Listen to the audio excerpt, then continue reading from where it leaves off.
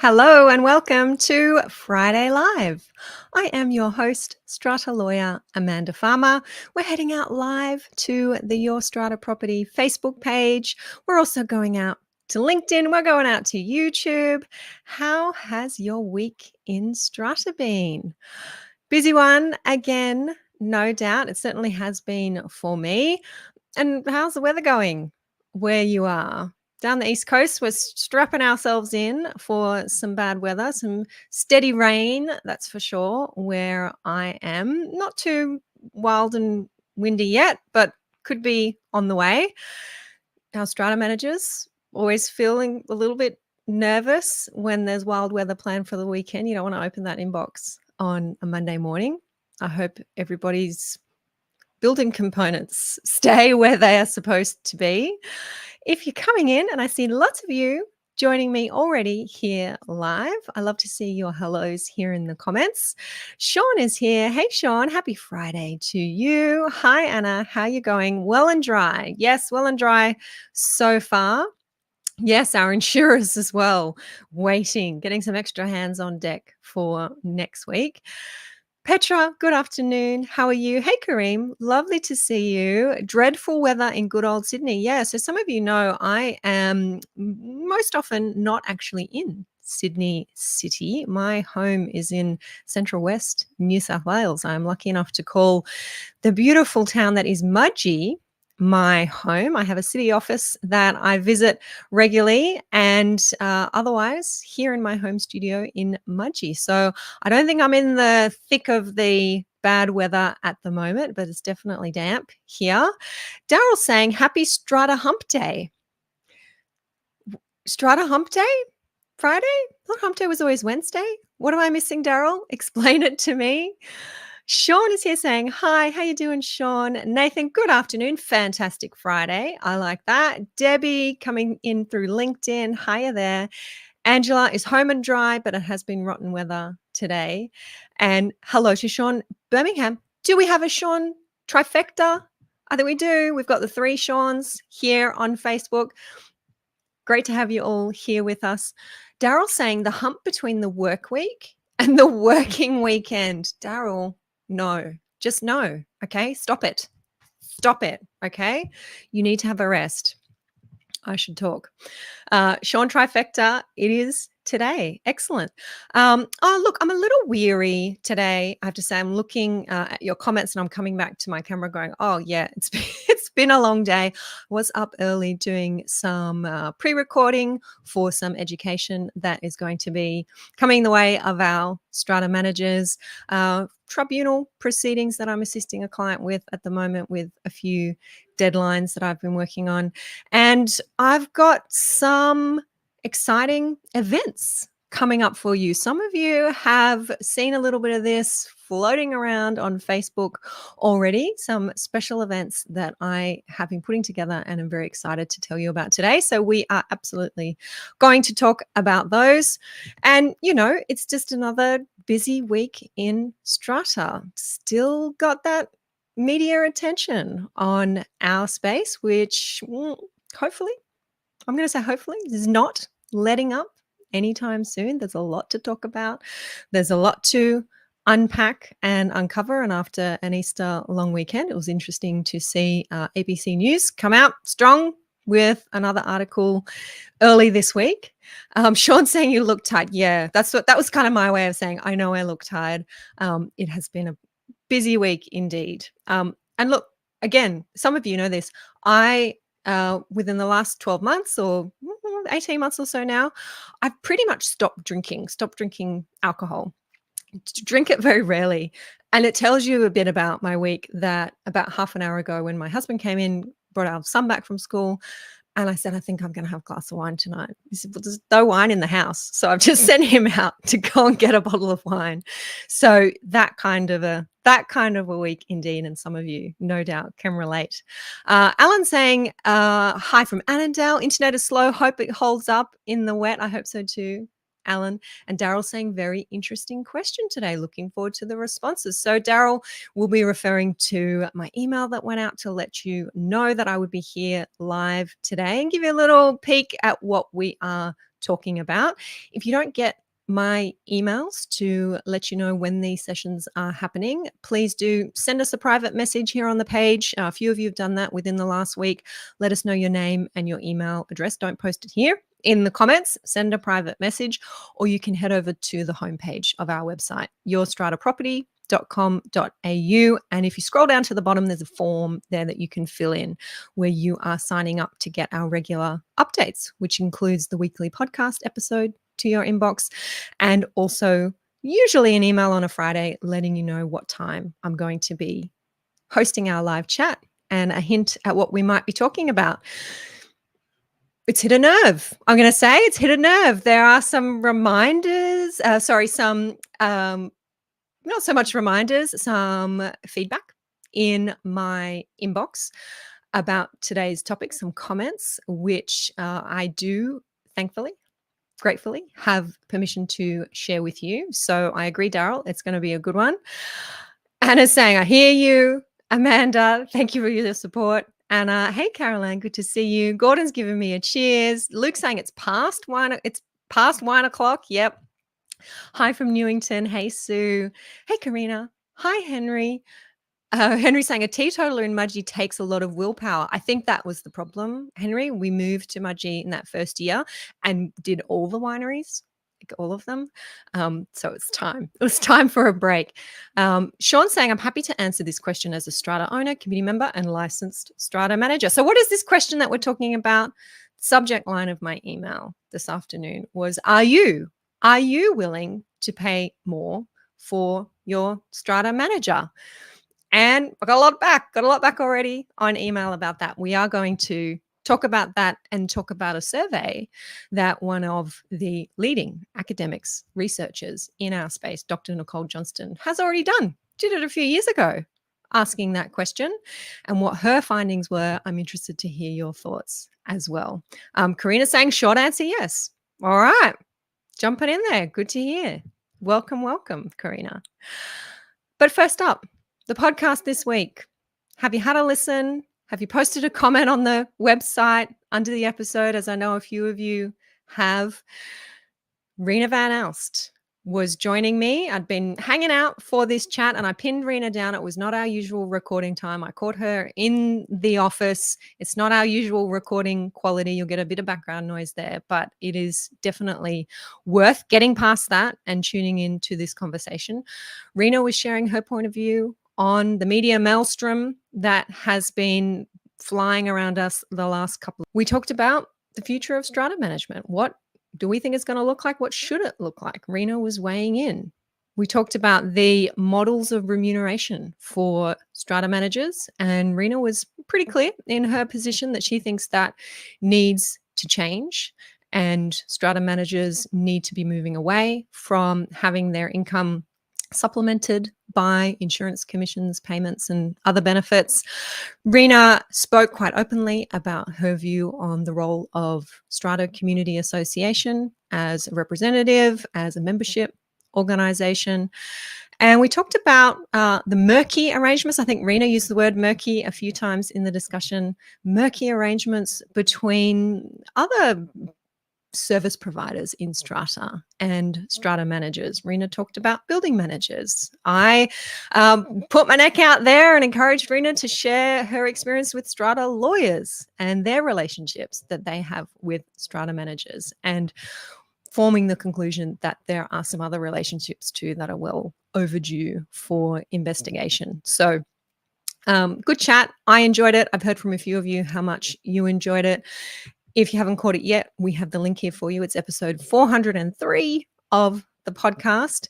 Go and check that one out. Discussions already happening here about whether we would pay our strata managers more. Gal saying not our current one. Okay, got that.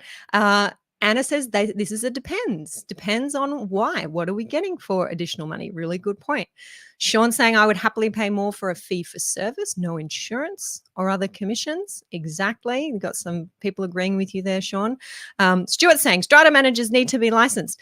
That gets posted here quite often, Stuart, and it leads me to ask the question, what state are you in? Because in some states of Australia, there is no licensing of strata managers, Victoria being one of them. So it's quite possible that you are in Victoria. In New South Wales, our strata managers are licensed.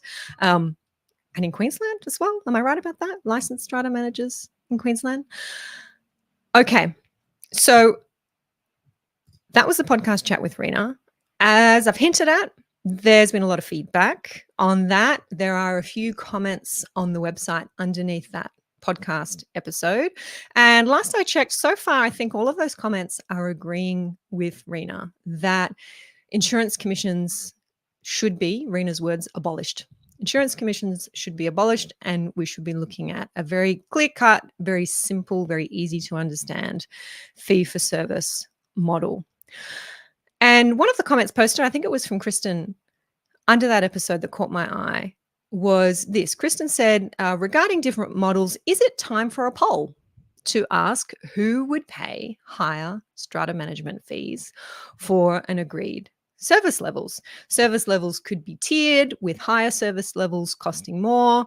Almost anything, says Kristen, is better than the situation that many lot owners and committees find themselves in with a non-responsive or slow responding strata manager, because the manager just doesn't have enough time in the day to respond due to the size of their portfolios, with the idea being that strata managers are being stacked up with these big portfolios, lots of buildings to look after, because the profit margins at the end of the day for each building are not huge for our strata management companies. So if we're looking at new remuneration models, Kristen posits, will owners be prepared to pay more if that is what we're talking about being the outcome of abolishing insurance commissions and that form of revenue for our strata managers? So this idea of let's have a poll to ask who would pay higher strata management fees, it caught my eye. And it had only been recently, it was the last couple of weeks, and I can't remember the reason why, but I had been looking back at, probably I was reading newspaper articles, but I had been looking back at some research that was done by researcher Dr. Nicole Johnston. Many of you will know Dr. Nicole. She's been here on live a few times. She has been on the podcast, very well recognized and well respected in our space. Her business is called Strata Knowledge, and she's very often engaged by strata stakeholders, big companies, strata management companies, SCA, to do research on their behalf and to understand what is going on the ground in our space. And one of the reports that Dr. Nicole put together in 2021 was about insurance and insurance arrangements between in the strata management industry across Australia and New Zealand. And as she does so well, very high quality research, Dr. Nicole did a number of surveys among lot owners and also strata managers. And one of the questions that was asked in that survey was, if you didn't have an insurance commission arrangement where your manager was not accepting commissions or was otherwise rebating those commissions to you instead of taking them themselves, it might be that you'd have to pay a higher management fee. Would you be prepared to pay that? And she got some answers. I am going to share with you, we have a link to it. You can find it on Nicole's website, this report that I'm talking about. I'm going to share with you some snippets from that report as well. This is not the first time that I've told you about this report. We had Dr. Nicole on live, and that became a podcast where she summarized the findings of this report and some of the recommendations coming out of it. Some of them are really ringing true now if you go back and read this with the benefit of the knowledge that we now have. So we'll pop that link here in the notes to Dr. Nicole's report, and you can go and check that one out, and also a link to our live chat, which is a little bit of a shortcut into the findings. But this is the first page of the report, a data-driven, holistic understanding of strata insurance in Australia and New Zealand. And I've highlighted some the parts of this report that I want to take you to for the purpose of today's discussion. This is in Dr. Nicole's summary, there are at least 47 strata insurance services that are regularly provided by strata managers to their OC, owners corporation that is, clients. These services have been categorized under 7 broad categories, including quotation, procurement, placement and renewal, insurance valuation, insurance claims, insurance record keeping, insurance advice, insurance negotiation liaison, and insurance finance. Rena actually talks about a little bit of this in this week's podcast episode as well. And Nicole goes on to say the strata management industry has devised a fee structure that utilizes mixed fee arrangements. Generally, strata management companies refer to 3 types of services fees: agreed or core services fees, disbursement fees, and additional services fees. The agreed services fee and the disbursement fees are usually determined on a per lot basis, but charged as an annual lump sum. The agreed services fee is one fee that covers a bundle of services. For most companies, the bundling of these services is contingent on the company's receipt of rebates, discounts, and commissions from insurers or brokers.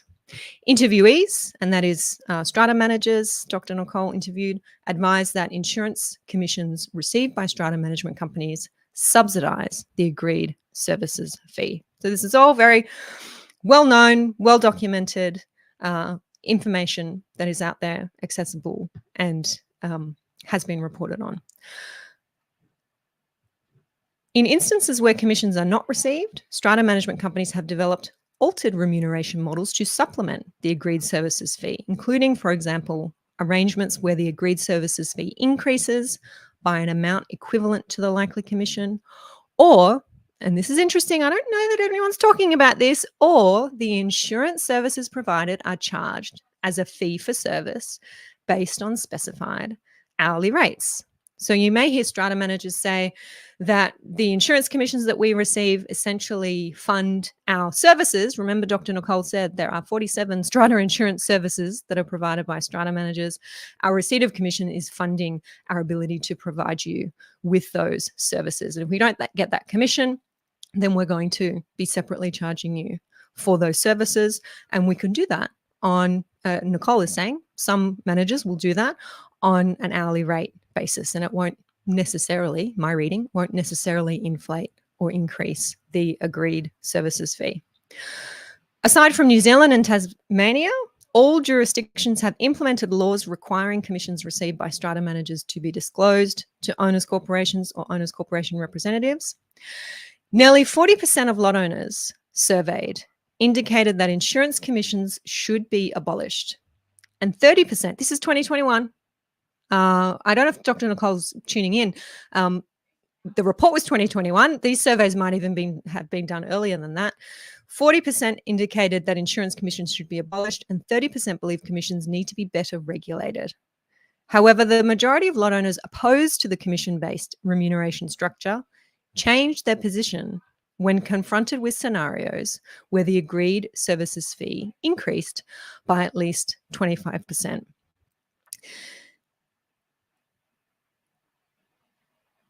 That is not surprising to me. And it is the answer that I expect to receive when I ask the question a little bit cheekily in my email subject line this afternoon. If you weren't going to have insurance commissions and agreed services fees bolstered, subsidized by insurance commissions, would you be prepared to pay more for your strata management services? And the research that was done by Dr. Nicole indicates that the majority, this is Dr. Nicole's conclusion, of lot owners opposed to the commission-based structure changed their position when confronted with that scenario that the agreed services fee would increase. Now, this was a survey that spoke to, in which Dr. Nicole spoke to, I think, over 450 strata managers and 280 lot owners. And I have had a quick catch up with Nicole before bringing you this information more recently. And it's important from Nicole's point of view that we point out a few things. First of all, 280 lot owners is a pretty small sample from a research perspective.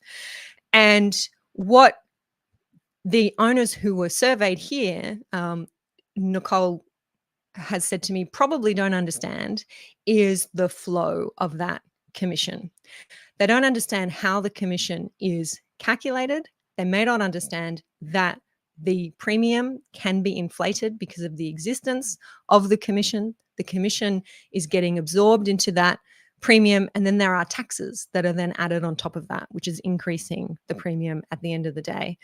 It's not clear. There are some complex arrangements about how it all flows back through to the broker and how that's shared with the strata manager.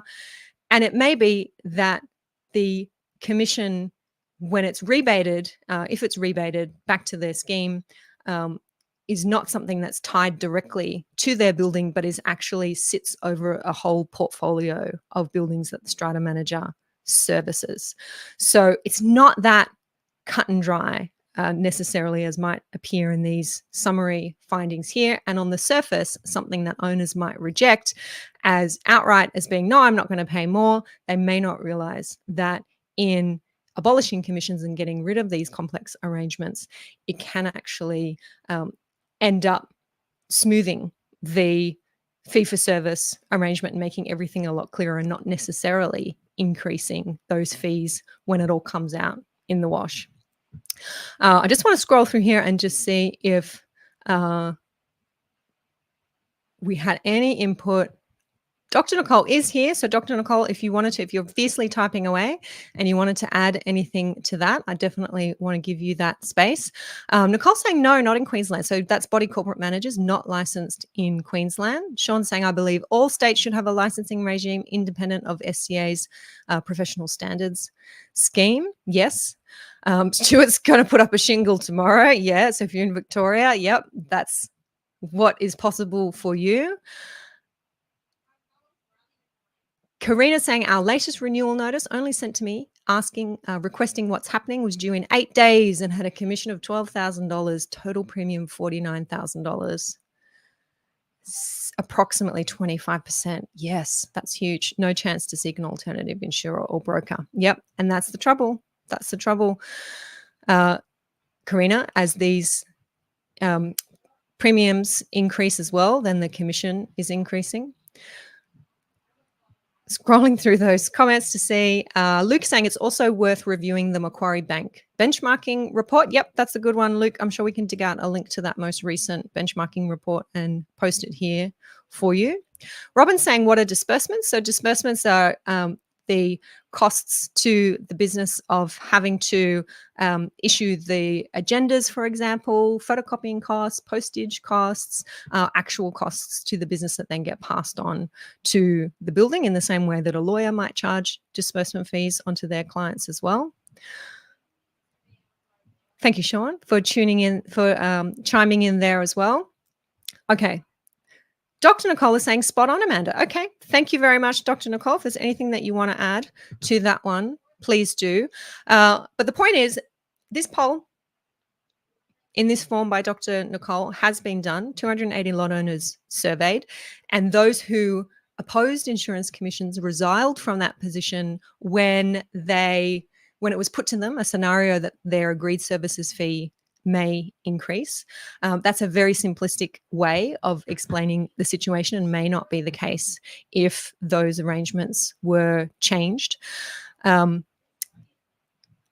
is saying this is the meat of the matter. It's okay for the ABC to write inflammatory reports seeking clicks on their articles, trying to paint a picture of one company's practice is endemic across the whole industry when it simply is not. People will push for no more commissions, but will then be upset when the management fees need to increase for companies that are disclosing and subsidizing their rates with commissions from insurance. There is also the misguided belief that no commissions equals cheaper insurance, I think is what you're saying there, Daryl. Thank you very much for that considered comment. There are a few other considered comments that have come into my inbox after seeing my email and perhaps my subject line this afternoon that I think it's important to share with you. I do have permission to share with you some comments from Paul, who is a Strata owner. Paul sent me an email after receiving mine saying, Amanda, please stop the propagation of the view that there is a need to pay more. These businesses and their leaders, says Paul, have acted unethically, if not illegally. We're not sure yet. They have reaped significant profits. Why should their profit levels be maintained? For the businesses who may not have made profits? Should they be in this business? It's time to return to Business Principles 101. Let's educate regulators, strata managers, strata committees, owners, and other stakeholders about what is moral, ethical, and should be legal. Let's identify those who have done the right thing and support them with new customers. If there are no consequences for those who have done the wrong thing, then the behaviors will simply transfer into some other form of exploitation. And Paul refers to 1992, which I think, having tuned into one of my earlier broadcasts, was a reference to the Alliance saga back in 1992, where something very, very similar happened. And the commentary has been that we haven't learned our lesson from 1992. And Paul's saying the difference between now and 1992 is not just that we have technology, which I think Paul's quoting me there. It can be that we have consequences for wrong behavior and positive support for right behavior.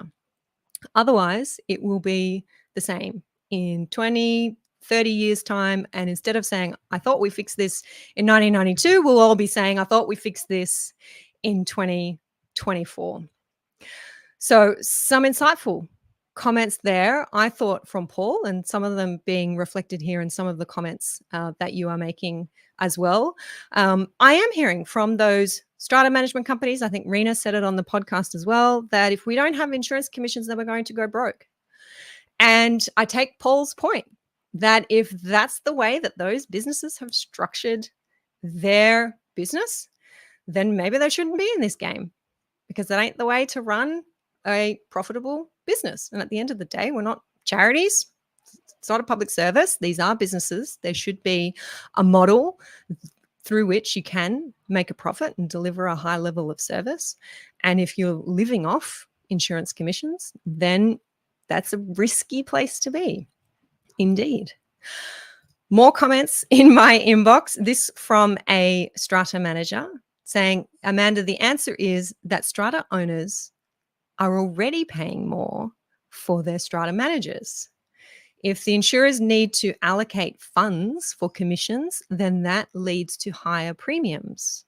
If contractors are factoring in a kickback to the provider, then the contractor is factoring that into their pricing. This whole arrangement is in place because strata management firms don't want to be honest about the amount of time and cost it takes to manage strata plans these days.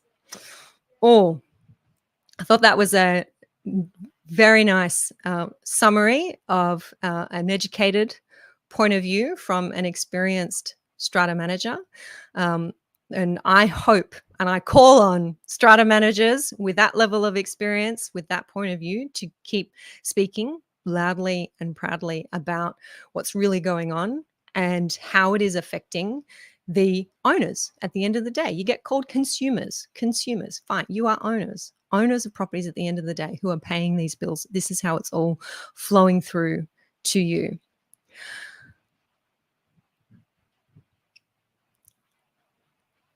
Okay, we have Natalie, who is chiming in saying, hang on, Paul.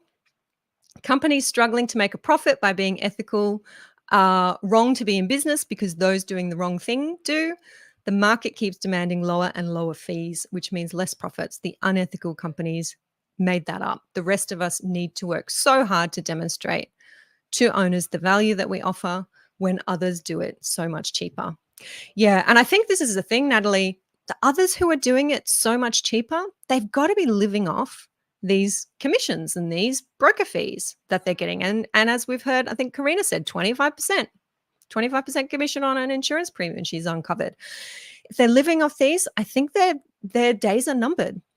These are not sustainable business models. Surely their days have to be numbered. And I would hate to be one of those strata managers who is sitting there crossing their fingers and hoping that the law isn't changed to prevent these kinds of commissions and benefits being paid. It's a very dangerous place to play in as a business owner. Peter's saying, I was often surprised by some of the quotes from strata managers that I've read over the years and wondered, how on earth can you run a business with such low fees? Yep. And David says hi, David. Nice to see you. David's saying vertically integrated companies are obscuring the true cost of strata management costs. Yeah, gosh. I mean, there's just layers on layers on layers of this. We started this conversation a couple of weeks ago with the first ABC News article with quite a strong focus on insurance commissions. And you can see how this discussion morphs into this broader discussion about fairness in pricing, about proper disclosure, about pricing structures, and the entire foundation of the strata management business when it comes to fees and profitability. So I thank those who have shared their comments. There's a lot of comments I know here on Facebook that I am not going to take up too much of your time trying to scroll through and wrap my eyes around.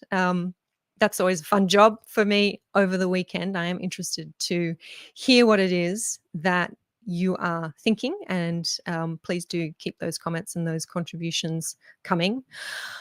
Right now, I'm going to switch over to something a little bit nice.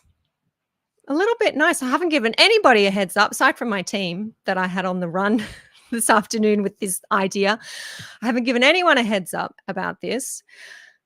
Some of you may remember about 10 days ago, just over a week ago, I posted on Facebook, on this Facebook page here, a question for you, which many of you with great energy took up and answered. The question was, what's the best piece of strata living advice you have ever received? Scary, dangerous, risky for me to put that out there.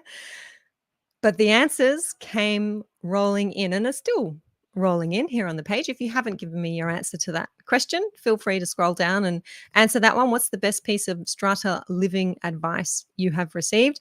And, of course, we got the usual boring responses. Don't buy in strata. Don't go anywhere near it. Do you really think I didn't know that we were going to get those answers? If that's what you want to pop into in as your answer is the best strata living advice you've got, no problem. But there were many, many others who have posted with some excellent advice, to the extent that I have been able to put together for you a little chart of the top pieces, or let's put it this way, the top 3 categories of strata living advice, drawn from our very official, Dr. Nicole Johnson, if you're still watching, forgive me, very official research project here on Facebook. This is what we've come up with, the best strata living advice of our Facebook responses. 41% fell into this category. The best advice is get involved and understand strata management. Understand how that whole structure operates, but get involved, be part of the community. 41% of the answers to this question fell into that category. 36% of the answers to this question fell into the category of be cautious and do thorough research before buying. And I think that's where my crunching of the numbers, where those comments, don't buy into strata, don't do it, don't go near it, have fallen into this category. Be cautious is the upshot of that. Do thorough research before buying. And finally, 23% of these responses, best strata living advice, recognize the social and political dynamics in the building. So if I can put a little bit more flesh on those for you, some of the comments around get involved and understand strata management were these ones. Attend meetings and be involved in the decision making for the property. Know your neighbors. I think one comment actually was know thy neighbor. Know your neighbors, know who your strata manager is and those who are supporting them in their office. Join the strata committee to make sure that you've got your head around those decisions that are getting made, sometimes on a daily basis. Understand the decisions around the financial planning and the financial management, and learn the law. Know what the Act says. Understand what the bylaws for your particular building say and how they apply. So those were the kinds of comments that are falling into that yellow category of get involved and understand strata management. The blue category, be cautious and do thorough research before buying. Understand those complexities before you invest a whole whack of money. For some people, the single biggest financial investment you'll ever make, buying your strata property. Avoid properties with a bad history or looks like a history of bad management, whether it's through poor and unprofessional strata management service or through poor management by a strata committee. Make sure that you know you're buying strata. We laugh, but some people who come and sit with me across my desk as a legal practitioner do not realize that they have bought into a strata property until somebody's told them and sent them my way. That's a little bit scary if you end up in that situation. And definitely have a look at the financial health of the community before buying in. So those are the kinds of things that are falling into that be cautious category. And recognizing the social and political dynamics, prepare for political challenges in the strata environment. Engage with the community if you want to make improvements. Understand that it is a political process, not necessarily a legal process if you do want to make improvements around the building. And be aware that there can be toxic dynamics and there can be power struggles within a strata committee. That's the nature of that beast. So those are the results that are in from our survey presented there for you. You might see this image or a similar image flying around a little bit more. I think there's a lot of positives to come out of those comments. And I thank those of you who did actually pop in and contribute your excellent advice. I think one of the first comments from somebody, and forgive me that I haven't got your name, but said, I'm going to give the advice that was given to me by the former owner of my lot, who I think essentially told me to get involved and to be part of the strata committee and to be part of the decision making. I think that's a really great idea, that if you were selling out of strata, to be able to make that connection with your incoming purchaser and to give them some tips would be a really great idea and great approach. David Wellman is here saying, be kind. Thank you very much for adding that, David. Karen says, beware the strata schemes who are in NCAT all the time. Yes, if you can be across the documents enough as a purchaser to recognize that a building that's in litigation is not a great building to buy into, that's a good idea. Get to have a lot of Valium. Is that your strata advice there, Stuart? Have a lot of Valium? Fair enough. That one didn't make the pie chart. Okay. Right. Now, conversations going on in the chat there. If you are not able to make a positive contribution here today, or to post a question that perhaps the answer to which others can benefit from, please, no need to contribute. And those who aren't making that positive contribution will be moved on from the page. All right. Hit that button to stop sharing that screen.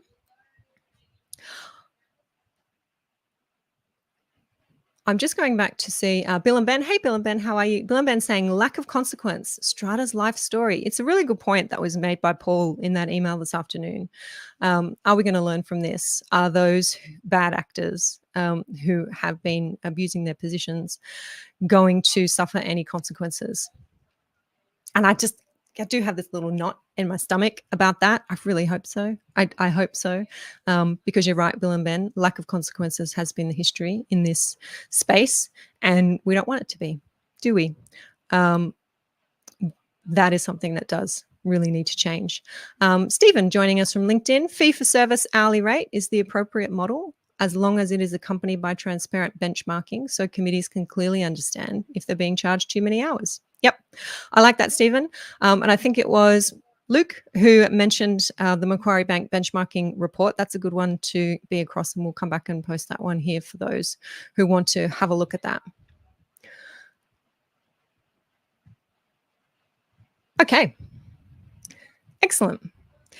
Stephen says, all good advice. However, our strata manager did not allow us to have a committee, so made decisions without going to the owners. This stuff hurts my head, Stephen, when I hear about things like that. Hopefully I don't need to tell you it's not up to a strata manager to decide whether you have a committee or not. Our New South Wales legislation provides that a strata committee must be elected at every annual general meeting. So it's up to the owners to decide who's going to be on that strata committee, and then for the committee to decide who the office bearers are going to be. So saddens me when I hear comments like that.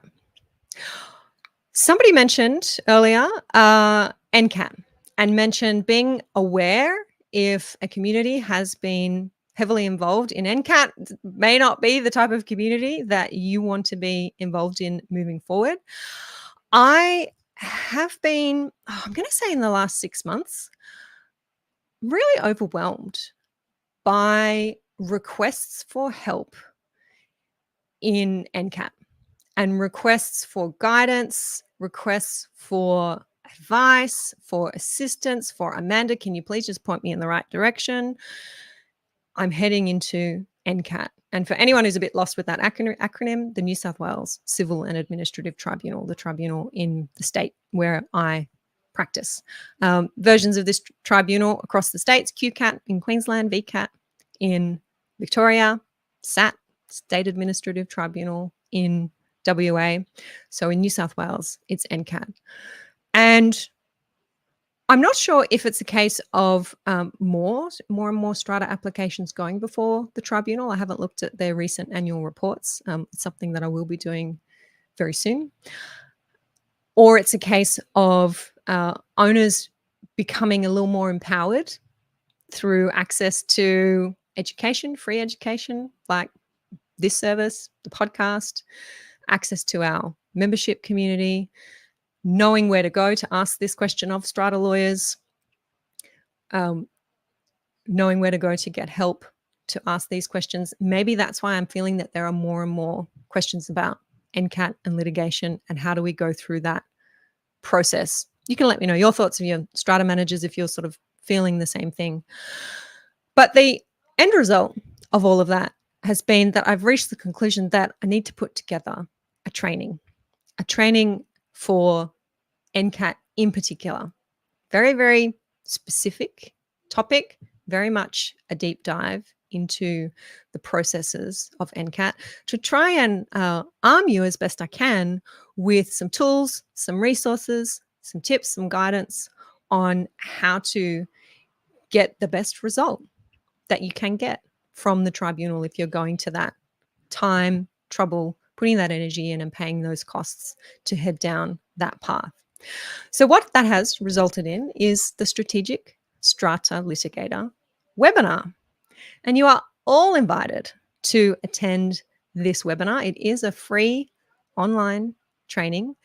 It's happening on Thursday, the 18th of April, so just under 2 weeks away, 7:30 p.m. We're going to do it on a Thursday evening, 7:30 p.m. Then it will be Eastern Standard Time. Daylight saving finishes this weekend, everybody.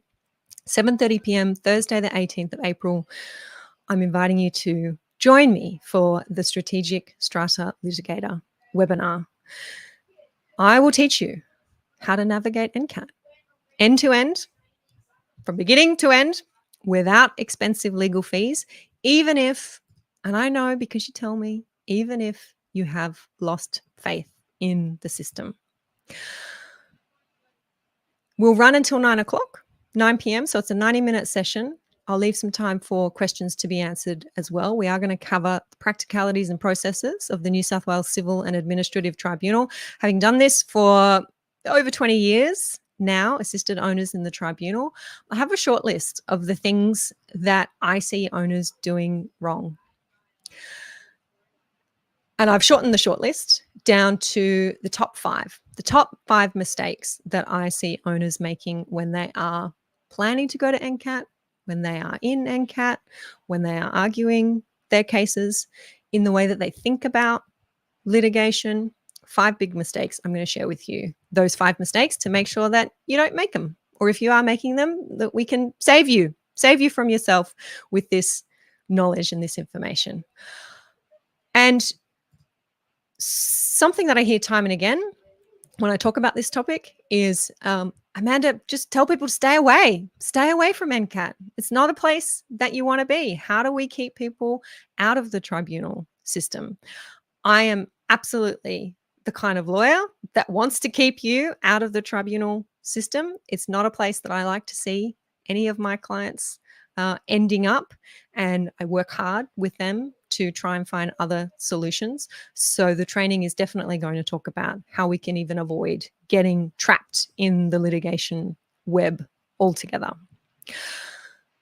I want to see as many of you there as possible. We have a registration link for you. It is not like this Friday Live where I'm here with you on Facebook interacting in all the comments. It is a Zoom webinar. So you'll see it advertised on Facebook. I think you'll see it on the page now as an event, 7:30 p.m. Thursday, the 18th of April. But you do need to hit that link, which is here in the comments, and head over to register through that page so that you get your Zoom access link. And that's the link that you click on to join us live on Thursday night on the 18th of April. All happens over on Zoom. That's where you can post your questions in the chat, where I'm going to be saying my hellos to those who are there on Zoom and able to interact with you there. So it's free, but get registered for the Strategic Strata Litigator webinar happening in a couple of weeks' time. There's a post here on the page letting you know that I'm prepping this training, and I want to hear from you what you want to know. So please continue posting under there. I'm going to take all of those comments indeed and make sure that I can incorporate as much of that as possible in the training.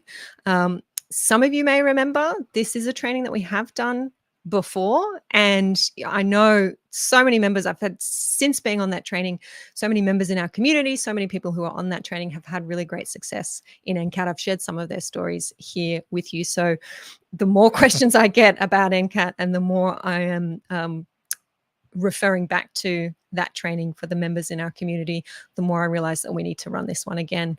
And there's lots of updates to bring you as well. Angela's saying, can't wait. Perfect timing. Excellent. Be good to see you there, Angela. Karen is saying the webinar will be amazing. And yes, Karen has lost faith. Sean can't wait for the webinar. Excellent. Stuart saying, go to conciliation in Queensland, lawyers are not allowed to participate. Yeah, so Stuart, in New South Wales, in our mediation, that often happens through New South Wales Fair Trading. It's the same situation. A party can oppose a lawyer attending on behalf of another party, and that can be a reason why a mediation might not end up going ahead. Sean is registered. Anna is registered. Oh, I love that. If you're registering for the webinar now, let me know. Post it in. Karina's just saved her seat. Thank you for offering this. My pleasure, Karina. Sean says you'll need to have, you need leave to have legal reps in NCAT in New South Wales. Yep. We're going to talk about that on the webinar. Bill and Ben is booked in. Yes, Karen. So yeah, we do need leave for lawyers to appear in NCAT. And there are ways around that. You don't need lawyers. You don't, for the majority of cases, you do not need a lawyer representing you in the tribunal. It's not to say that you might not get some guidance. You might not get well set up with some legal guidance before you start in NCAT, but I've got a long list of owners that I know personally who have done really well recently in NCAT without having to go to that expense of legal representation.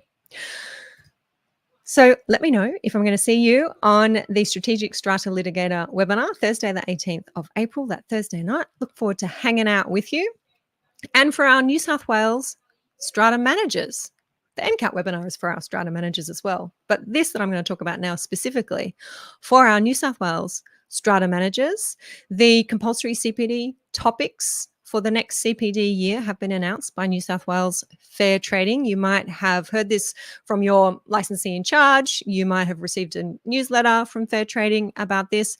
Most of you, I think, know that the new CPD year is going to run from the 1st of July to the 30th of June.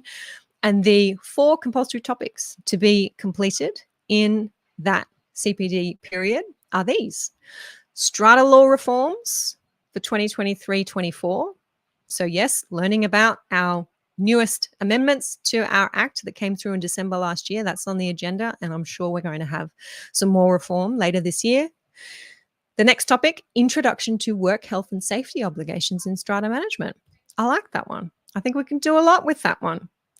Quite similar, perhaps, to the privacy topic that we had last year, which kind of sounds a little bit dry and boring. Privacy, I don't want to talk about privacy. I don't want to teach about privacy. It's turned into a really juicy topic that I know I've taught a number of you on, and we've all got a lot out of that one. I think work health and safety, I'm going to put it in that bracket. I'm looking forward to teaching work health and safety.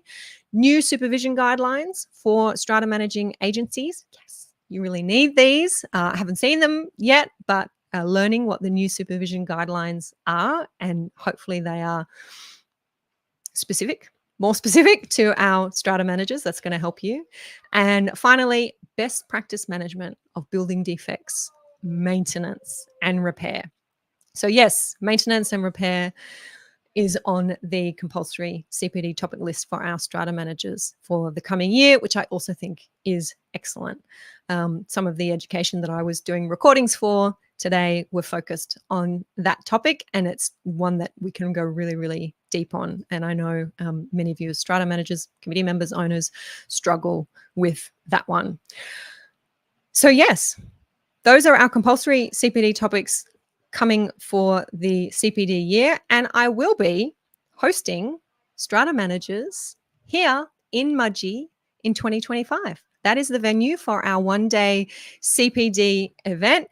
We are all scheduled in for that one. As many of you know, it is happening on Friday, the 28th of March, 2025. Seems like a long way away, but it will come around quickly, that's for sure. We have opened up our super early bird registrations for the Mudgee event. We've got a link for you. If you are wanting to complete all of your CPD in one day with me, I am an approved, fair trading approved CPD provider, then come and do that in Mudgee. With our super early bird release, we are already more than 60% sold out for that event. So we are limited by fair trading in terms of how many can attend. Those limits remain the same. For our upcoming CPD year, it will be a small room, an intimate room. That's what we loved about it last year.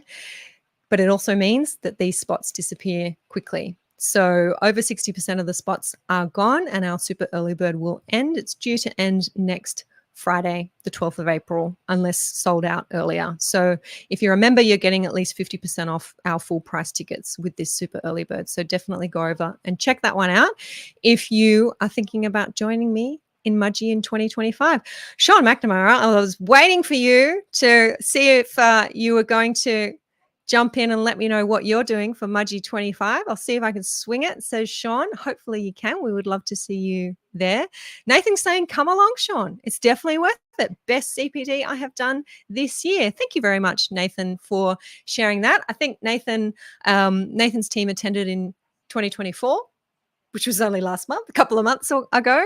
And you've got even a bigger team coming back year, which is a real endorsement. Thank you very much, Nathan. It was so much fun hanging out with you guys here in Mudgee. Link there for you, I think. Yep, that one's gone in to the comments. If you are a New South Wales strata manager and want to complete your CPD with me in Mudgee, you want to jump in and grab some of those last spots before they sell out. That is our Friday Live for you this afternoon. With some trepidation, I'm going to head into those comments at some point and see what's going on over there and make sure that everyone is behaving themselves. And if you're not, you know me, headmistress will be on her way. Thank you very much for joining me. Stay dry. The rain has gotten heavier in the time that I've been chatting here to you. I think my husband's returned with the wine. So there'll be that. Relax, enjoy, get ready for another big week in Strata. Thank you very much to those who are commenting here. If you like the session, you want to give me a thumbs up, give us a love heart here on Facebook. If you want to make sure that others who need to know this information be part of our world here on the Your Strata Property platform, feel free to hit that share button. Share it with your neighbours, your friends, your committee members. Share it with your Strata manager. We've said a few things that Strata managers need to be across here today. I'm going to leave it at that. Thank you so much, everybody. Bye-bye.